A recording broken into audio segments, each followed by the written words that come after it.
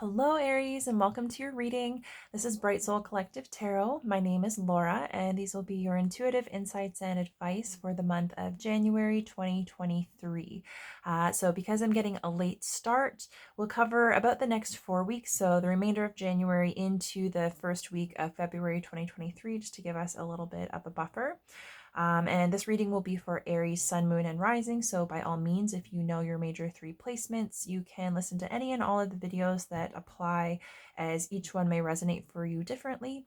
And as always, before we get started, do keep in mind these readings are general in nature, so they're meant to apply to a more broad collective of individuals. That means that not every detail that comes through will necessarily be for you. I highly recommend you take anything and everything that does resonate for you, however that connects to your personal circumstances and whatever that inspires within you, and you can simply leave the rest. So, Aries, Happy New Year, happy 2023. I hope you're all doing well. I hope the remainder of 2022 was good to you and that your new year is off to a great start. If you're returning, I am back. I've been MIA and I apologize. Just kind of went through the ringer the last few months of the year and just had to kind of take some time to withdraw and to just focus on myself and family. I really wasn't in a great position to do any energy work, and so I figured I'm not going to show up here if my energy is not good for reading. So I'm in a much better place now. I'm so excited to be here. So thanks for being here. If you're new, welcome, and thank you for coming and sharing this time and space with me. I am super excited to get into your reading for this month. I've got your oracle card here. We'll get a couple of tarot cards, and then I will take some time to share the channeled messages that I took time to connect with before I started recording.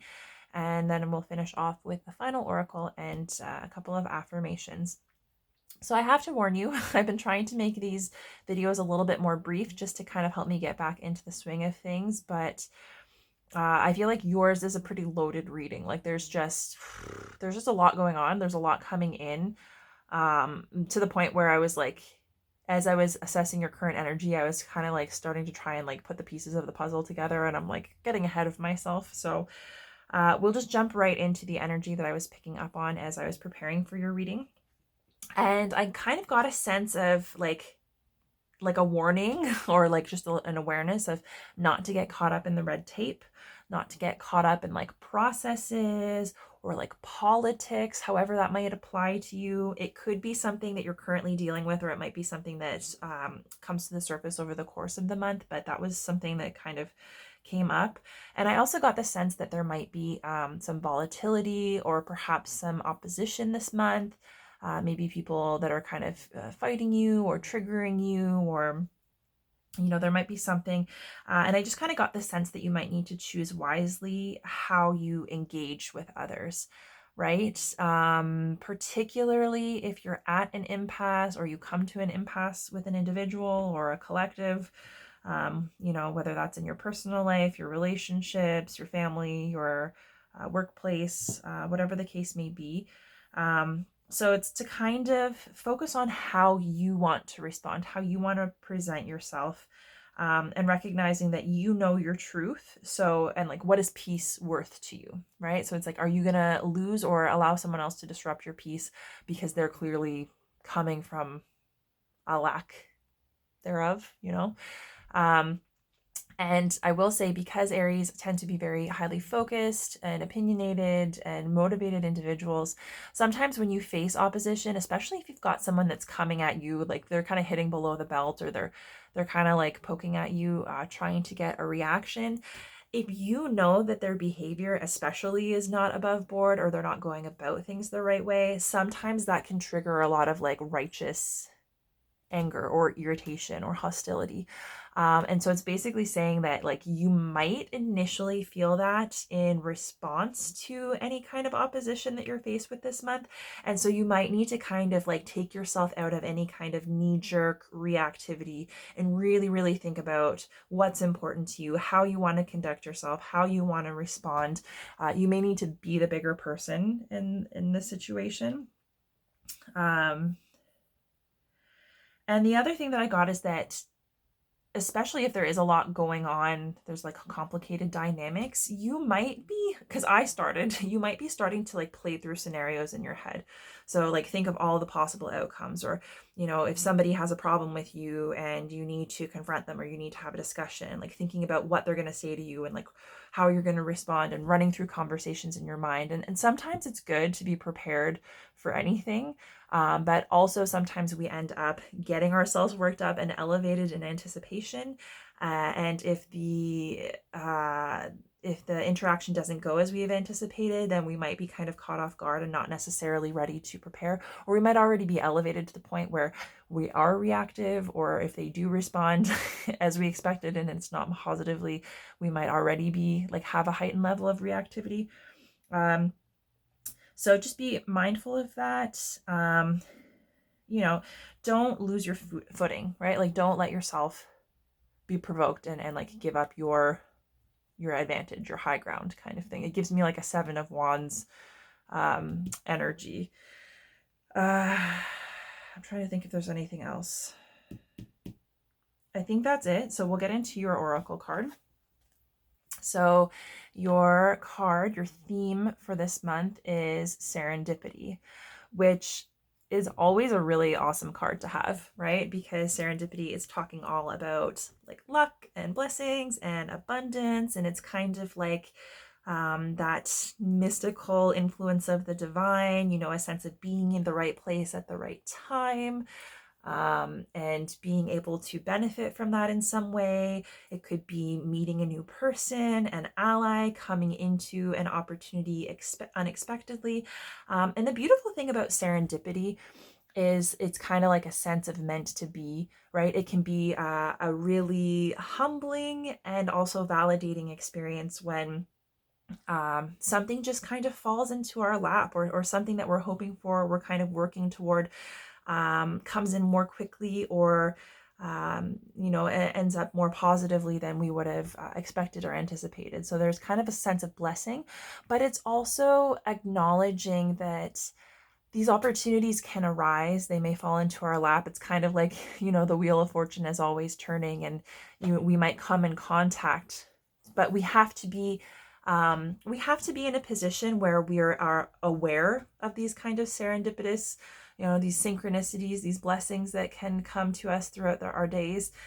So not only being aware of it, but keeping an eye out for it, being willing to recognize it, and knowing that, you know, if it has significance to you, it is, you know, serendipitous, right? There's no such thing as a coincidence if the thing in question has some kind of deeper meaning or a deeper level of connection, right? You don't need anyone else to validate that.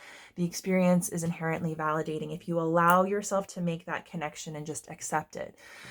So it's recognizing that in order to receive these types of blessings, we have to be open to acknowledging them, recognizing that they're real and true and that they can and do exist, and being able to kind of capitalize on those opportunities when they arise. But it's also kind of the marriage of right place, right time, and also a baseline level of stability and preparedness. So we not only need to be open to the many ways that things could unfold, and those kind of unexpected opportunities or bits of validation that are kind of brought to us, anything that seems like luck or some kind of like an abundant blessing. So it's, yeah, we not only need to be open to it and willing to receive it, but, you know, we have to be prepared to do something with it, prepared to take action, because that's one thing. You know, when the wheel of fortune is in movement, we align with opportunities, and, you know, sometimes it's only for a short period of time. Sometimes we have to be willing to jump on it, even if we haven't anticipated that it would arise. There isn't necessarily a lot of time for overanalysis. It might not be something that you've anticipated, and so it can feel difficult to be prepared. So it's kind of like having a level of preparedness that anything could happen, and challenging yourself to kind of leap when the right opportunity comes along, and to trust that you'll know when something's aligned. You'll know when it's serendipitous, when it has meaning, when there's kind of that sense that luck is at play. And this could also mean that not only you're having more experiences or an increased number of incidences of these serendipitous kind of moments, they may be major, they may be little small, like breadcrumbs of validation that you can use to help kind of ensure, like help remind yourself that you're on the right track and you're making the right decisions, you're moving in the right direction. It could be that you'll come into a specific opportunity, like right place, right time. In relationships, this can mean that, you very well may meet somebody who is an important and integral part of your journey. So either they have a role to play, they have something to teach you or to help you with. So someone like that, someone important might be coming into your life this month. Like it really could manifest in any way. But it's also important before we move on to talk about the light and shadow. So there's light and shadow to all aspects of like everything. That is the duality, the nature of our existence. So serendipity can be a really beautiful and magical thing, and it can seem like, great luck and great blessing. It can be really exciting. And it's recognizing that, yes, sometimes these serendipitous things arise because it's meant to be in alignment. It's meant to help us along our journey. And like sometimes it's a journey of ease and we've put in the work and then things are falling into place. Sometimes things seem as though they're going to be that, and then they end up fizzling out, or they don't end up coming to fruition, or what we thought we were going to have an experience as a result, and the fulfillment that we thought was going to come didn't end up being what we wanted it to be. And so there can be a sense of disappointment. Sometimes we expect too much out of those little serendipitous moments, like because it happened, it should be something bigger, or it's meant to serve a bigger purpose. And the fact is that even if it's a difficult circumstance that arises, even if there's a disappointment or hurt feelings or a challenge that you've experienced as a result, sometimes these serendipitous moments are meant to provide us with challenges and disappointments, because the idea is those little coincidental, not coincidences, synchronistic kind of things are meant to give us what we need. They're meant to help guide us on our journey and help us to have whatever experience we need to have to kind of move to the next level. So just because something serendipitous has happened doesn't mean that's the be all end all. And sometimes it can be a disappointment. And it's not until we've experienced that disappointment and learned from that we will then be in a position to truly be able to appreciate, receive, and act upon like a jackpot, so to speak. So we can't get too caught up in personalizing the things that we experience as a result of these little synchronicities. We just have to trust that they're happening for our highest good, that we're being guided in the direction to have the types of experiences that we need. And not to worry too much long term, but to allow ourselves to move with that energy, because it is a really like positive thing to experience, and there is a certain amount of like freedom and letting go that is required in order to really enjoy it to its fullest and to make the most of it. So yeah, you might find that that's something that you're connecting with more this month, and definitely keep an eye out for anything that really strikes you. So whether it's repeating numbers, whether it's a specific animal, like a bird, an insect, whether there are specific symbols, maybe a specific song or words that are, that resonates for you, that perhaps is connected to something that's important to you. Yeah, you'll know what that is for you. And as it comes up, you'll know. But the best way to kind of ensure that you're able to receive them is to know that they are coming in, and to just, not come from a place of expectation, but to just keep an eye out so that you can recognize them when they are happening. So maybe even have like, keep a little journal. And sometimes keeping a journal of those happy little synchronistic things that happen to us, those little like kind of magical moments of alignment or validation, not only it's beneficial in the moment, but sometimes it can be really beneficial and encouraging to reflect back on, particularly if we're going through a period where we feel more stagnant or disconnected. It's like a reminder that we always are connected, and chances are, if we're not seeing those synchronicities coming through, we might be in a lull period, or maybe we're just kind of so caught up in other things that we're not recognizing the ones that are right under our nose, right? And sometimes this can even be like, if you're somebody who asks for a sign, maybe asking for a sign is something that's going to help you keep an eye out for these synchronicities, or having an idea of of how the universe might guide you, right? Without being too attached to the outcome, of course. So your first card for this month is the King of Swords. And so this is going to represent your challenge, your challenging energy this month. So something to be worked with or worked through. And then your second card is going to represent the advice from Spirit on how to work through and navigate that energy or challenge or block. Okay, so your advice is coming up is the Queen of Cups. And at the bottom of the deck is the Four of Swords. So first off, what I will say is it's kind of interesting that I just finished talking about, you know, how sometimes our expectations can get the best of us, and experiencing challenges and disappointments can cause us to kind of withdraw.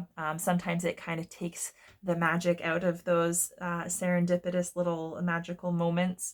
And so this could be related to that, but this is also the energy of, it's kind of like a need for rest and recuperation, withdrawal, turning inward, taking some quiet time to just kind of like heal and recuperate after something that's been particularly challenging. And so this Four of Swords follows the Three of Swords. The Three of Swords is kind of one of the most, it's kind of a card of strife, you know, challenge, pain, heartbreak, that can manifest in a number of different ways. Any kind of loss, any kind of heartbreak, anything that's been really incredibly disappointing that might, it might impact your view of yourself, of the world, your perspective, your beliefs. It can kind of like shake you up. And so generally it's something that we need to take time to recover from. And it doesn't have to be a major loss or an event, but it can also be coming to a realization. So coming to a realization of like what it is that you're struggling with, or what challenge it is that needs to be overcome, or perhaps, you know, finding out that you've actually been avoiding your inner work or enabling your bad habits, and you know, unknowingly making decisions that are keeping you stuck when you're trying to move forward. So it can be also coming into new knowledge that can be painful or hurtful to accept. And this is the need to kind of rest and recuperate, not only to recover from that, because it can be really taxing, especially if it's something that is particularly heavy or emotionally traumatic. It's like after you're sick, you know, while you're sick and after you're sick, you kind of need to take it easy, not be pushing yourself too hard because your body needs to recover. Same with an injury. You know, if you are burnt out mentally, physically, emotionally, you're not going to be operating at the same level. You're not going to be capable of the same things. You're going to need to kind of dial it back and reserve the energy that you do have, because it takes time to recover. So this is a card of recovery, and a lot of times there's a certain amount of withdrawal associated with that. So you may be feeling particularly disconnected or isolated. Maybe it's something that you've been doing to yourself, knowingly or unknowingly. Maybe you feel more isolated as a result of some of the experiences that you've been having, maybe external circumstances that are outside of your control.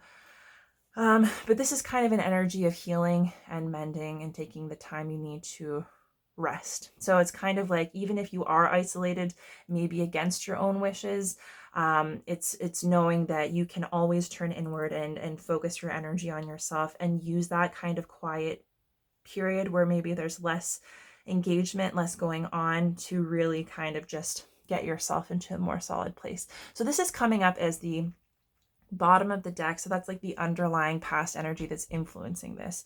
So it could be that you have been recovering from something that's particularly challenging, or maybe you've been needing to kind of step back, isolate a little bit more, be a little bit more reserved with your energy, so that you've got enough for yourself to deal with, you know, whatever needs your attention. So whether that's work, whether it's family, whether it's yourself, your spirituality, your growth, like rest and relaxation, your healing, it could be anything. So for the King of Swords to show up as your challenge for this month, this kind of plays into what I was talking about in terms of of how you want to present yourself, right? How you want to act, how you want to communicate, how you want to respond and to present yourself to others.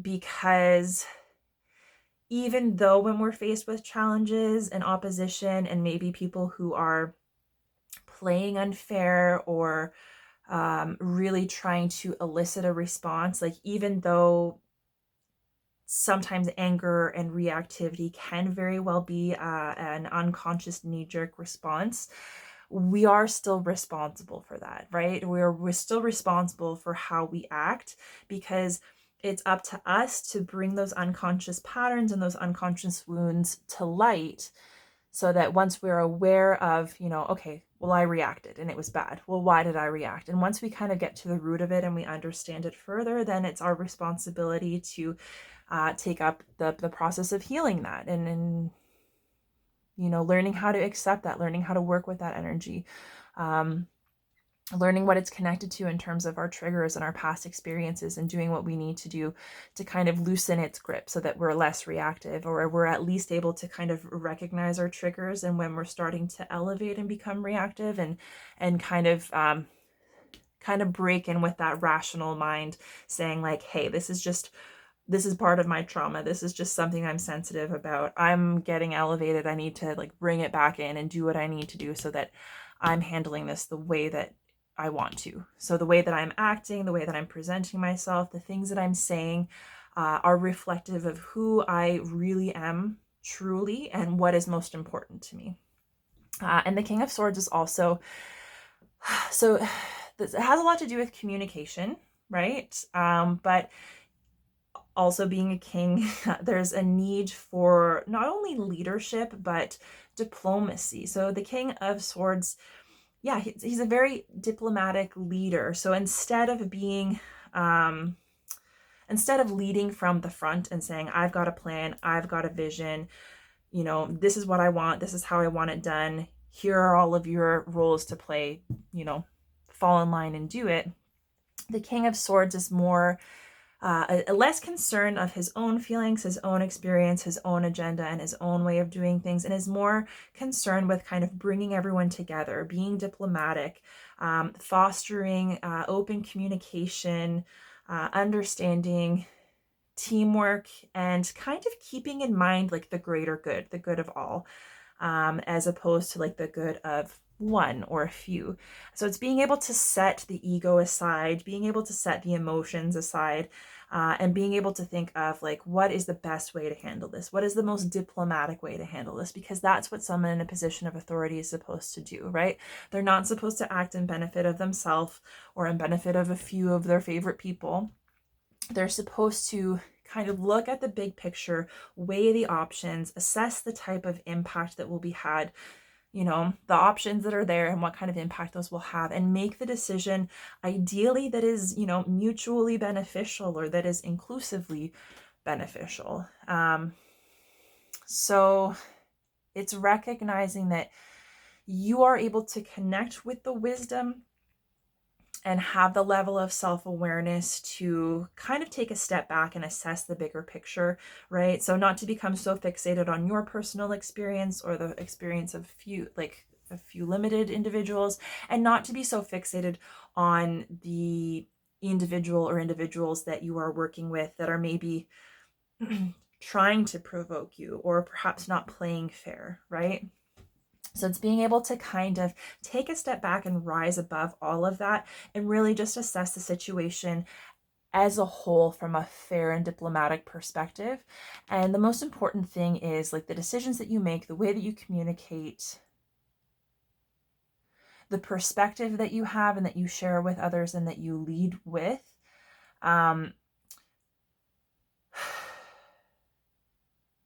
It really is up to you to be empowered to rise above that which is trying to bring you down, right? So it's kind of like that's your responsibility, but it can also be really challenging. And maybe you don't believe that there is a fair and diplomatic way, or maybe Maybe you don't believe the people that you're engaging with deserve that side of you because of how they're conducting themselves. But it's a reminder that, when it comes down to behavior, you can't control their behavior. Their behavior has nothing to do with you and everything to do with them. The only thing that you truly have control over is how you act, how you present yourself, the decisions that you make, right? And that's kind of your legacy, right? So if that's the legacy that you are creating and you're leaving, what do you want that to be reflective of? What do you want people to feel? What do you want people to experience? Is the way that you are conducting yourself, the way that you're saying things, the words that you're saying, is it truly representative of who you are at your core? Is it truly representative of and in alignment with what is most important to you? And if not, what can you do to be more impacted by those parts of yourself? What can you do to make more space for it? Right? Because that's what's most important. That volatile, kind of frustrated energy can be helpful sometimes if we need like a little boost of motivation, or we need some energy to kind of like get us going or inspire us. But yeah, so this is showing up as your challenge. So you may be having a difficult time like reining things in, seeing the bigger picture, reining in your communication, and just really being telling it like it is, but doing so in a fair and diplomatic manner that takes other people into consideration, as opposed to doing it in a more aggressive way. This is a very kind of calm, and people respect this kind of leadership because it is straight up, it is truthful, but it's not hurtful. So that's showing up as the challenge. So it may be a challenge just because there's a lot of volatility this month. Maybe a challenge as a result of what you personally struggle with, or what you're being faced with. So that'll be unique to each and every one of you. But your advice for overcoming that is this Queen of Cups energy, which is lovely. So we've got two court cards. So we've got a divine masculine counterpart and a divine feminine counterpart. So it's kind of balancing out the masculine and the feminine. And the Queen of Cups is all about emotional awareness, emotional connection. It's about like intuitive awareness, trusting your gut feeling and your gut instinct, and being able to experience and acknowledge your emotions without, personalizing them, without the need to validate them, without the need to like take them on as your identity, and without needing to label them as positive or negative, but being able to experience them and to see that they're simply a result, right? A result of something that you've experienced. It's just kind of like a passing wave, right? So the water represents our subconscious and our feelings, and it's being able to submerge yourself in your subconscious and in your feelings, and to allow the waves to pass without judgment, right? Without judging yourself, without judging others, without becoming overwhelmed or swept away by those emotions, but using what those emotions are telling you as an added little bit of intuitive awareness. It gives you more wisdom to work with. It gives you more information and insight. And so if you can kind of rein those feelings in and figure out a way to practice acceptance and recognition of what those emotions are and what is triggering them, then you'll be able to understand the situation. You'll be able to understand particularly your personal experience of those emotions, but also the way that others are influenced by their emotions, because cups also has to do with, like love and connectivity, and happiness and fulfillment, right? And it's like, we're all kind of connected. We're all looking for the same things out of life. But we all have to be responsible for filling our own cup, right? And so this is a very self-sufficient energy. So very tuned into the emotions of yourself and of others, but in a position where you're not being reactive, you're not taking it personally, you're not needing to take action on those emotions at all, but you are just absorbing everything that they have to tell you, so that you've got that wisdom and insight to feel empowered to make those rational, fair decisions and to communicate from that place, because you have a level of emotional stability, emotional awareness, and intelligence that's going to be grounding for you. So, you know, people can only get the best of you if you let them. And it's really hard for people to provoke you and provoke an incredibly emotional, reactive response if you are empowered to sit in those emotions, if you're not afraid of them, if you're not avoidant of them, if you're not afraid that you're going to be swept away. So she's sitting here firmly, she's like meditating, and she trusts that she can let these waves pass without being taken under. And that's kind of, that's her divinity. That's what kind of helps her ascend, and it helps her lead in a more empathetic and heart-centered way. So the thing is, like, this is a skill you already have, whether you realize it or not. It might just be challenging to implement it or to integrate that energy. And so perhaps by balancing out this divine feminine part of yourself and that emotional, intuitive awareness, you're going to bring both of those energies into balance, and it's really going to help you keep your balance regardless of what's going on around you. And perhaps these little serendipitous events will be connected to this work that you're doing, or however the interaction of these energies manifests or plays out for you specifically. Okay. We're almost done. So now I am going to take a moment to share your channeled messages. Also, I will say this can be really difficult, especially if we're in this period of like overcoming some kind of loss or heartbreak. So it's kind of recognizing that if you've done the step to kind of isolate, or you're being isolated in your healing, that this is important work that you can do, right? You don't need anyone else to do it. This is something that can be deeply personal to you. And it might be beneficial in your continued healing and recovery from anything and everything that is difficult or hurtful. But yeah, so we're gonna share the channeled messages. So before I got your card and started your reading, I took some time to connect with your energy, and I got your top 2 channeled messages, and it kind of all fell in line with this same general theme. So the first thing that came through was take a beat. So like, take a break. So don't be afraid to take a break. Don't be afraid to like put things on pause. Take a step back. If you're in a situation that is heated or volatile or is escalating, you can absolutely at any point in time just put a pin in it, right?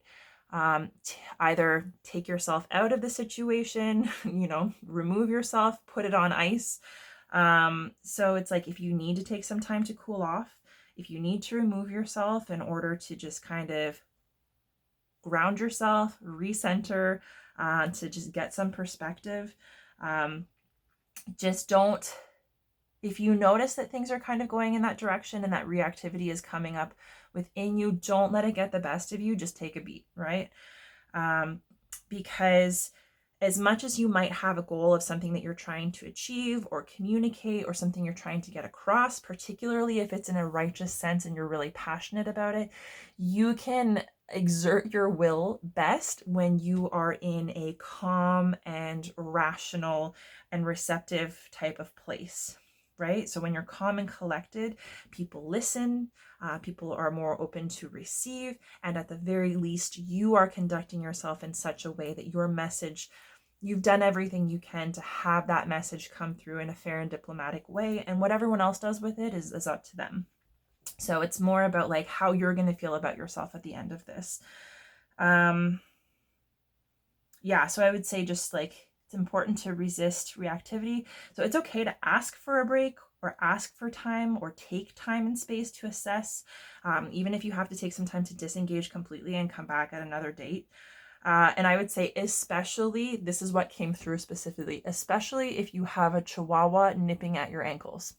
So it's like, if you're in discussions or whatever, if you've got this kind of like relentless, yapping, provocative, like anger inducing energy that's just kind of wearing at you, it's even more important that you set the boundary and you take whatever time that you need, or whatever time you can, to just kind of reset, so that you are coming back to it with the right perspective, and you're able to show up in the energy that you can feel proud of, and that's going to be most representative of who you are and what's most important to you.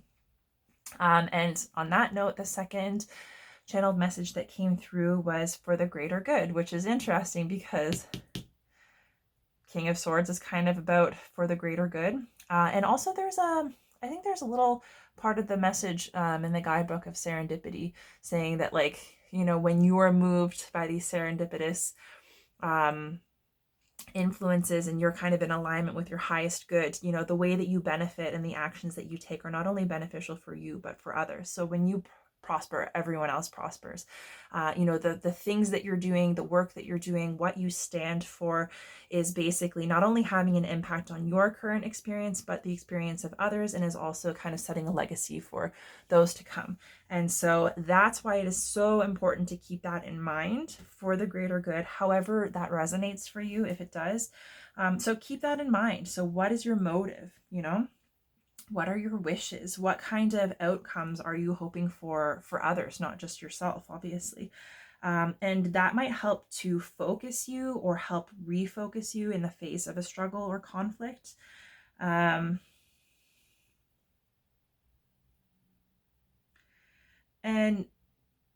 because the idea is, whatever it is that you're in conflict about, I don't think it is solely about you. And I don't think it's about you personally, which is why it's probably so important that you kind of rein in the personal response to it, because I get the impression that, you know, you're the type of person that wants the highest possible outcome for everyone. And it can be difficult to facilitate that if you've kind of lost sight of that goal.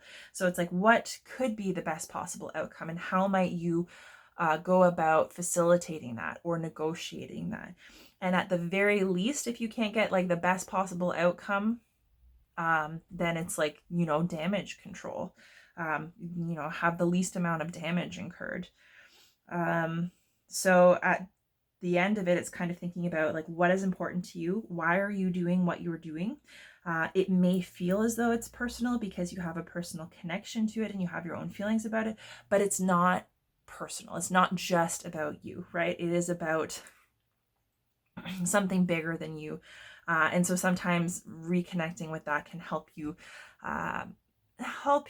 cultivate a little bit more peace in the face of struggle or opposition. So I like I said, this is loaded. I would be super curious to see what this is about or how this plays out, because literally as soon as I started channeling, my mind was going off in like so many different directions. And like, oh, there's so many ways that this could manifest. There are so many different experiences that people might be having. It's like, oh, it could be like a boss. It could be anything, right? So yeah, I don't know. It's wild, y'all. Okay, so I'm going to get you one final oracle message and then a couple of affirmations, and we'll tie everything up nice and neatly with a bow. So this oracle message will just serve as either like additional wisdom and insight, perhaps advice. So we'll see what comes out for you, Aries. That must be very specific because there's not much movement in these cards. I just finished a reading for Pisces, and like, gosh, every single time I picked up a deck, there was just cards flying out all over the place. And the energy of your reading, specifically when it comes to this final oracle message, it's like, it's very precise. Like, what is it that wanted to come out? Oh, here we go. So we've got Anna, grandmother of Jesus. And it says, seeding the light, laying foundations, divine plan. Which is kind of interesting. I know this card can be a little bit off-putting for those of us that are not religious in any way, or perhaps are actively against religion.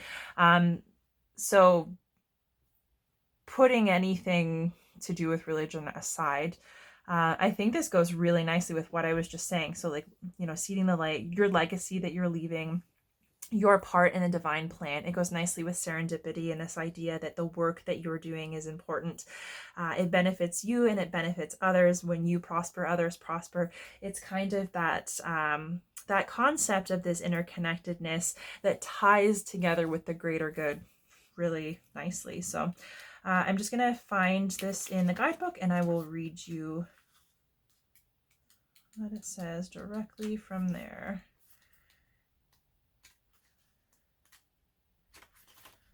Goodness, sorry. It takes a little while. This book, there are no numbers, so I literally just have to go through. Okay. Page 88. I apologize for the delay. This is like the longest it's taken me to find a card. I am struggling. Okay. So Anna, grandmother of Jesus, seeding the light, laying foundations, divine plan. Anna, grandmother of Jesus, was an ancient mystic who dedicated her life to laying the foundations for Christ consciousness to be woven through all of life. She is not widely known, but without her, Christ consciousness would not be rising as it is today. Anna represents the quiet dedication that is sometimes required to live a life of service. She represents the generations that came before that devoted their lives to dreaming a new world into being while knowing that they would not see the glorious end result.